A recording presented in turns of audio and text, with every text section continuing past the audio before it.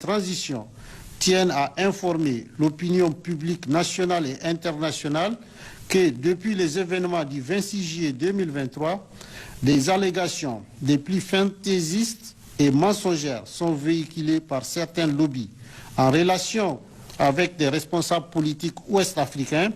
au plus haut niveau et de leurs mentors internationaux. Le CNSP et le gouvernement de transition dénoncent avec force la campagne d'intoxication et de désinformation, ainsi entretenue à dessein pour le seul intérêt d'un individu et de son clan. Ce, dans le but de discréditer les autorités nigériennes de transition et faire échouer toute solution négociée de sortie de crise afin de mieux justifier une intervention militaire sous-traitée à une puissance étrangère par certains chefs d'État au nom de la CEDEAO. Les autorités nigériennes de transition regrettent cette attitude d'une certaine communauté internationale qui consiste à manifester sa solidarité vis-à-vis de quelques politiciens du régime dessus et en même temps manquer d'empathie envers les populations nigériennes durement éprouvées par les sanctions illégales, inhumaines et humiliantes de la CEDEAO qui vont jusqu'à priver le pays de produits pharmaceutiques, des denrées alimentaires de première nécessité et de fournitures en courant électrique. Le CNSP et le gouvernement de transition saluent la résilience et la solidarité du peuple nigérien qui fait preuve d'une grande dignité face à cette épreuve, dont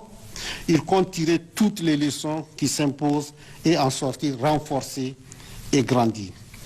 Le CNSP et le gouvernement de transition rassurent les Nigériens que, sur instruction du président du Conseil national pour la sauvegarde de la patrie, chef de l'État, son Excellence le général de brigade Abdourahmane Tchani, toutes les dispositions urgentes sont en train d'être prises pour atténuer au maximum l'impact des sanctions de la CEDEAO sur nos vaillantes populations. Enfin, s'agissant des responsables du régime dessus interpellés, le CNSP et le gouvernement de transition réaffirment leur ferme volonté de respecter nos lois et règlements, ainsi que les engagements du Niger en matière de droits de l'homme, et ce faisant, de les traiter avec humanisme, conformément à nos valeurs traditionnelles et religieuses. En ce qui concerne le cas précis du président déchu, le CNSP et le gouvernement de transition invitent toute personne de bonne volonté, épris de paix et de justice, à s'interroger sur la sincérité de sa prétention à soutenir qu'il est séquestré. Alors même que les militaires n'ont jamais investi sa résidence présidentielle et qu'ils disposent encore de tous les moyens de communication. En outre, le CNSP et le gouvernement de transition rappellent que le président déchu reçoit régulièrement la visite de son médecin et que la dernière visite de ce dernier remonte au samedi 12 août 2023 de 11h30 à 15h. Aussi, après cette visite, le médecin n'a soulevé aucun problème quant à l'état de santé du président déchu et des membres de sa famille,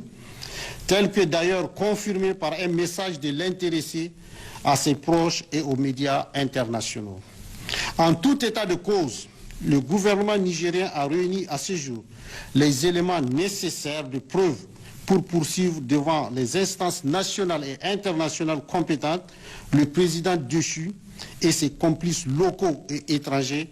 pour haute trahison et atteinte à la sûreté intérieure et extérieure du Niger suite à ses échanges avec les nationaux, des chefs d'État étrangers et des responsables d'organisations internationales. Fait à Niamey.